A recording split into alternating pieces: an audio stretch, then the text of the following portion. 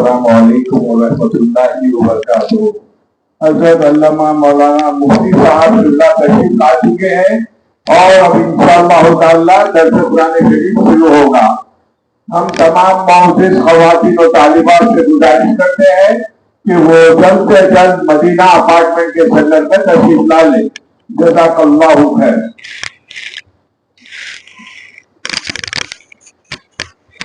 بسم اللہ الرحمن الرحیم، نحمدہ ونصلی ونسلم علی حبیبہ الکریم الامین العزیز الرؤوف الرحیم وعلی آلہ واصحابہ الافضلین الاکرمین اجمعین، اما بعد فاعوذ باللہ من الشیطان الرجیم، بسم اللہ الرحمن الرحیم۔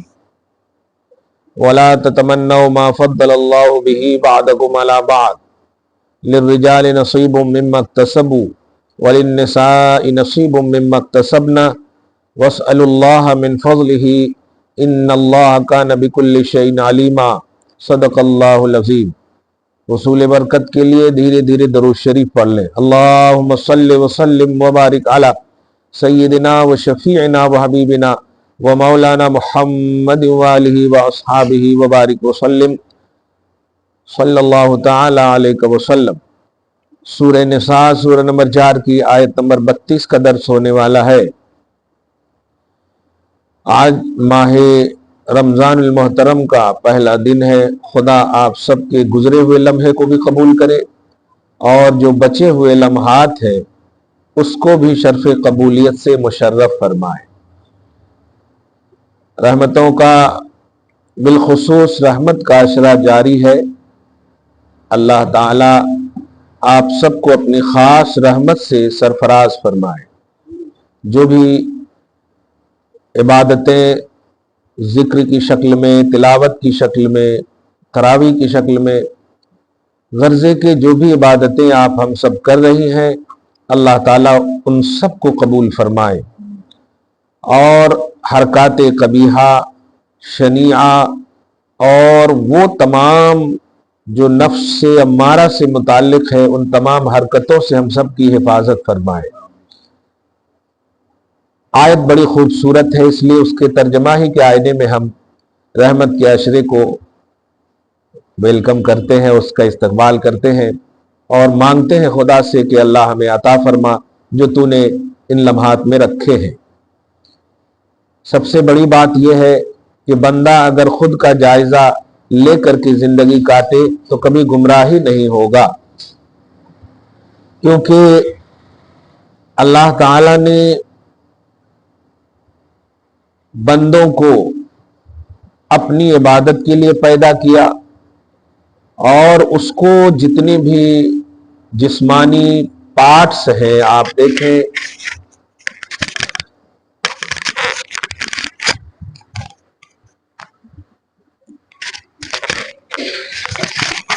وہ سارے پارٹس پر اگر غور و فکر کریں بندے تو اسے خود احساس ہو جائے گا کہ ہمارا خالق اور مالک کوئی ہے جو ہمیں پیدا بھی کیا اور ہمیں پال بھی رہا ہے، ہمیں سانس بھی دے رہا ہے، ہمیں روزی بھی دے رہا ہے، ہمیں چلنے پھرنے کی سکت اور طاقت بھی دے رہا ہے۔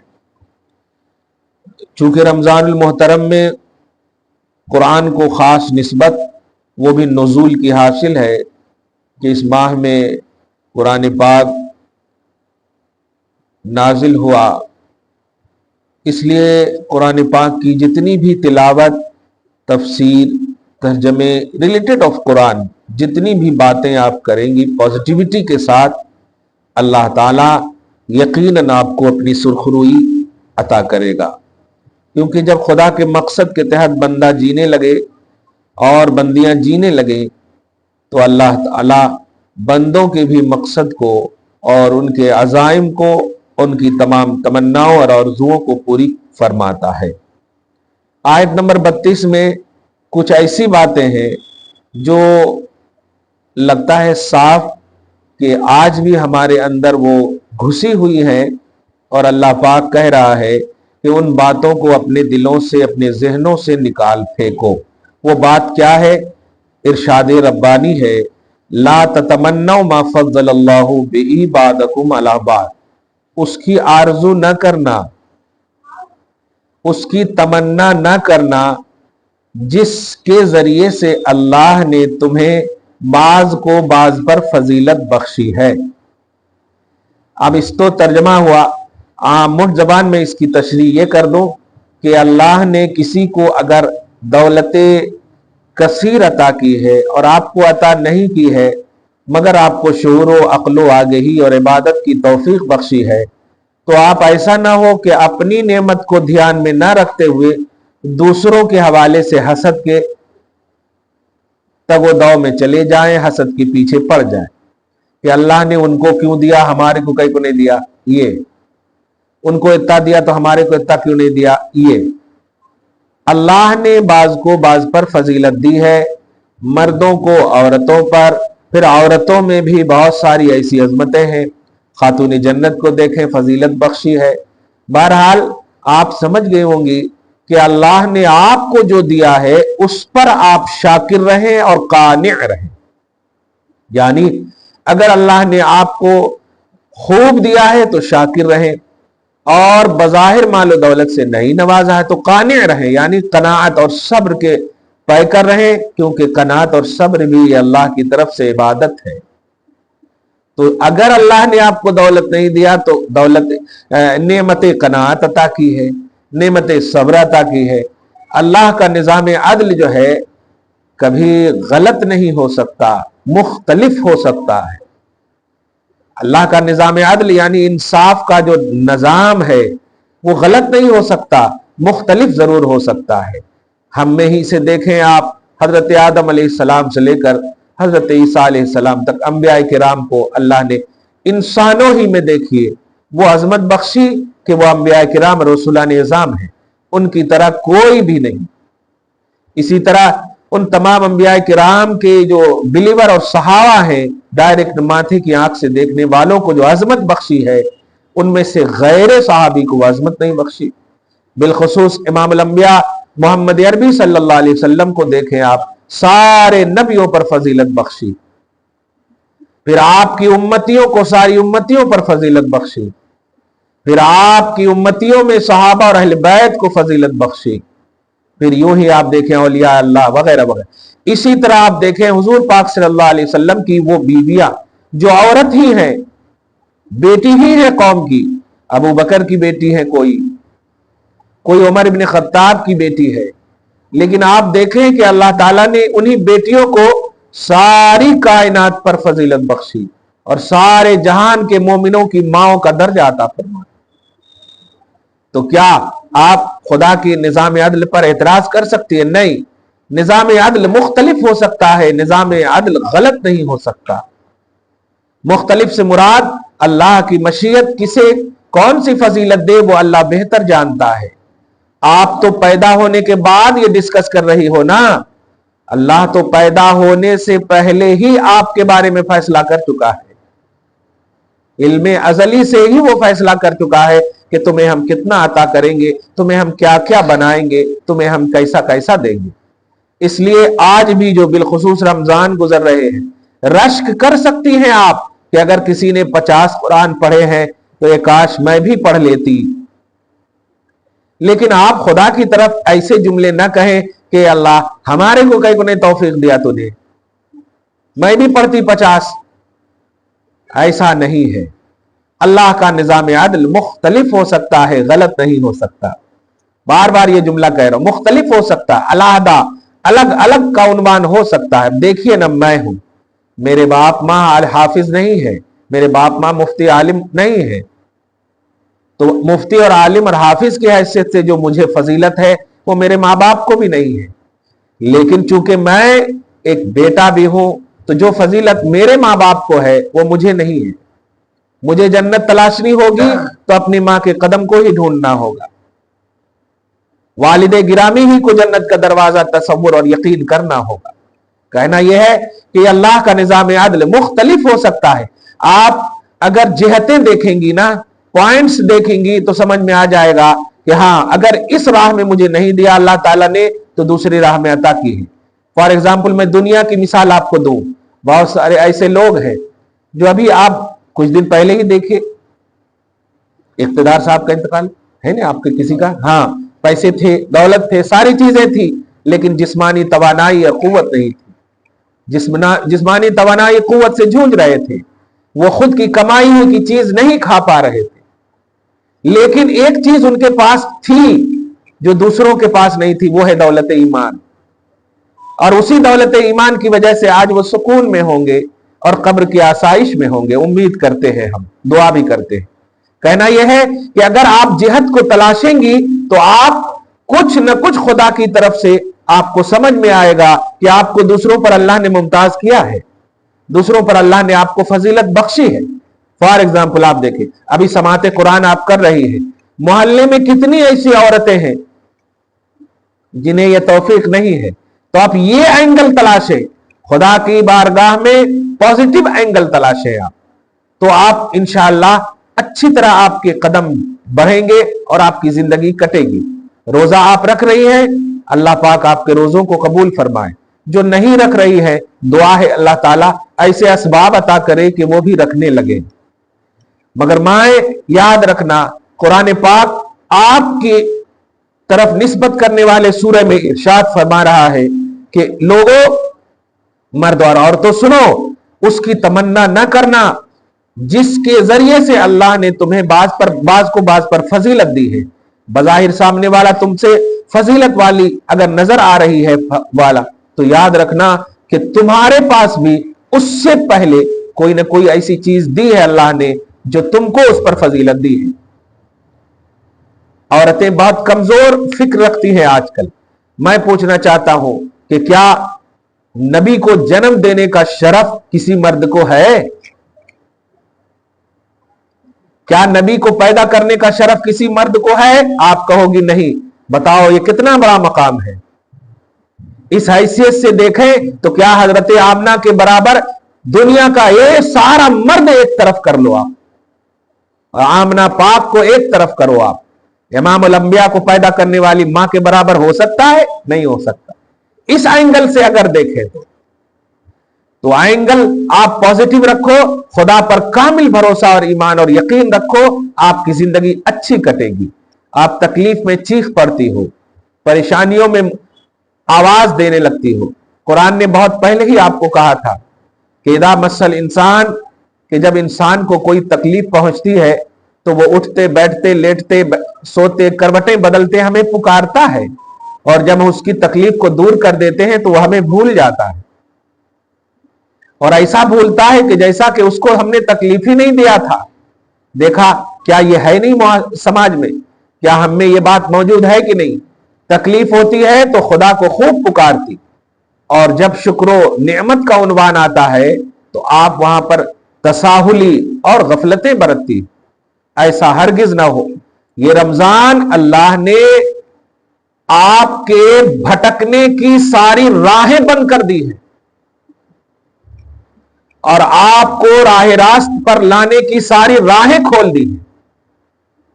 आप जमीन की सतह छोड़िए, आसमान के दरवाजे खुल चुके हैं, और आसमान के दरवाजे हर अजमत उसके अंदर है।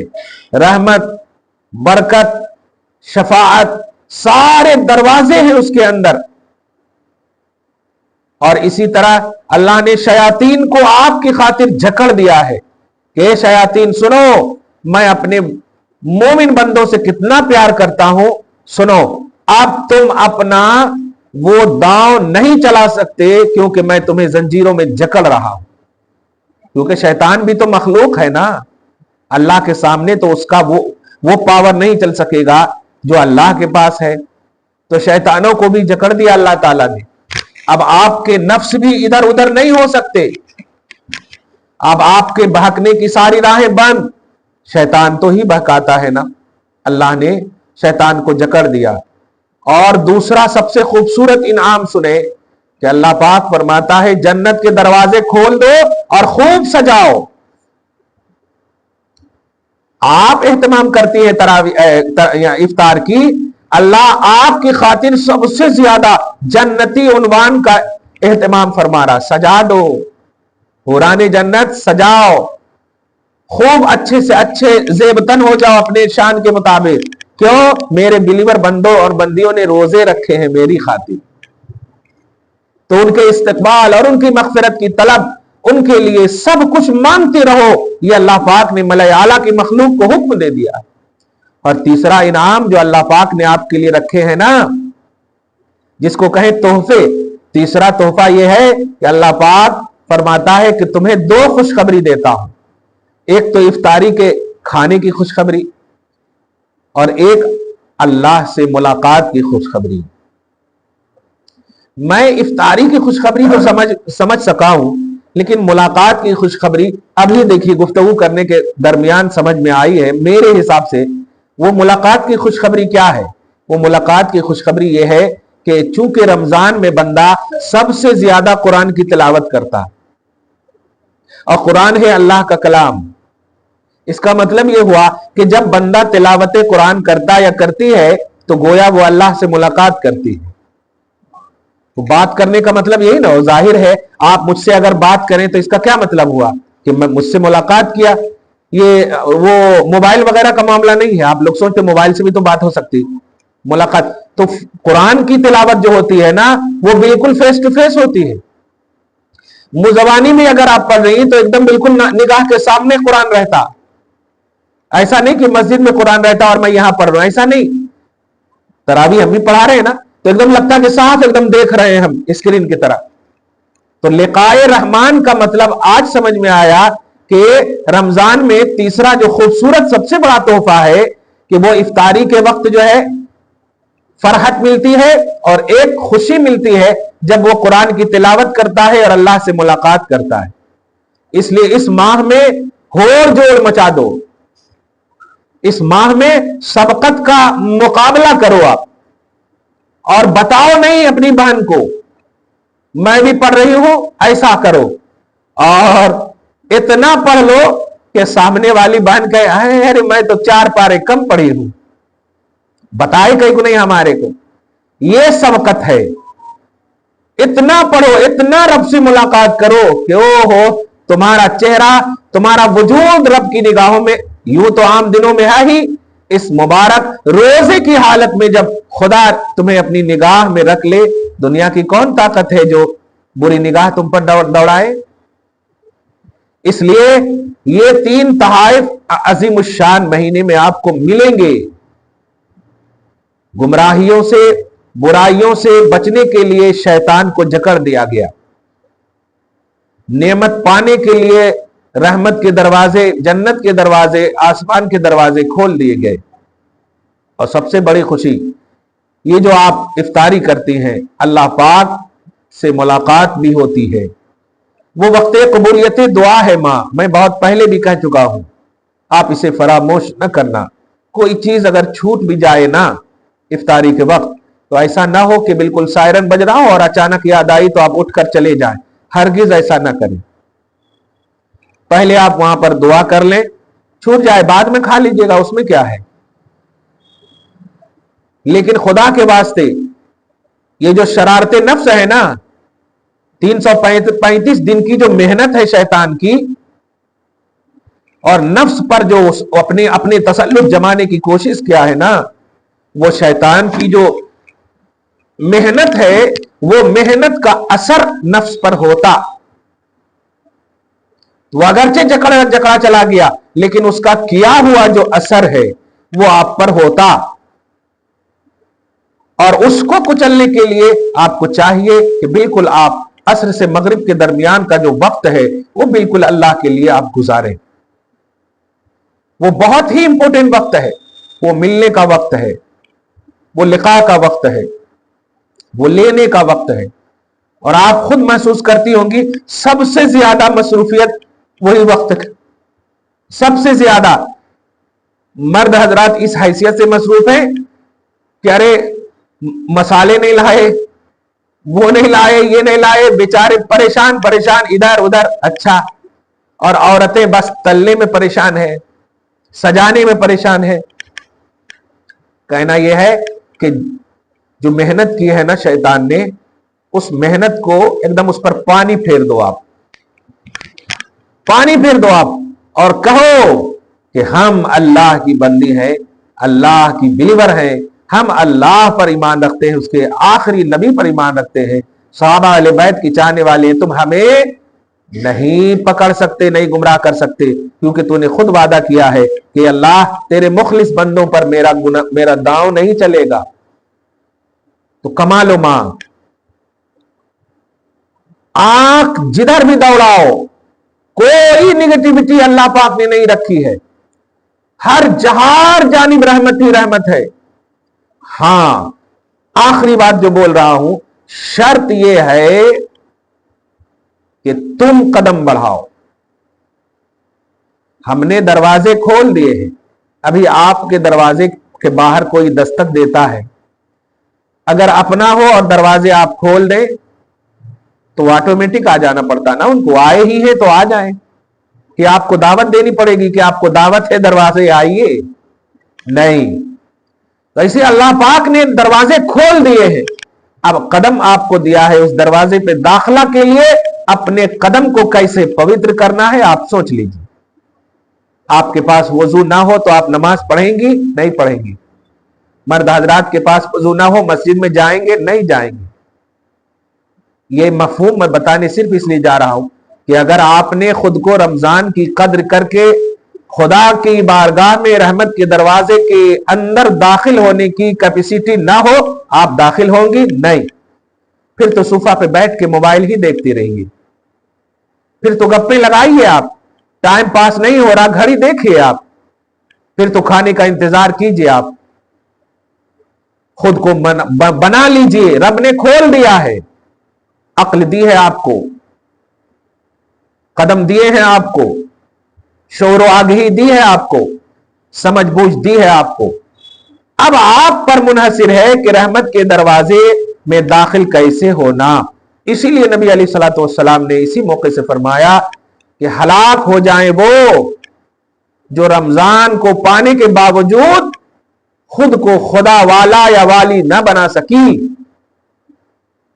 अब आप बताएं, इतनी बड़ी दुआ है, इतनी बड़ी दुआ है, इसका मतलब यही है कि ए बंदे, खुदा ने तो हर तरह की रहमत और हर पॉजिटिव दरवाजे खोल दिए थे, निगेटिविटी तो तेरी जिंदगी में थी, तुमने खुद को नहीं मना सके, तुमने अपने आप को नहीं मनवा सके, तुमने अपने आप को खुदा के लायक और उसकी सुरखरुई के लायक अपने आप को ना बना सके।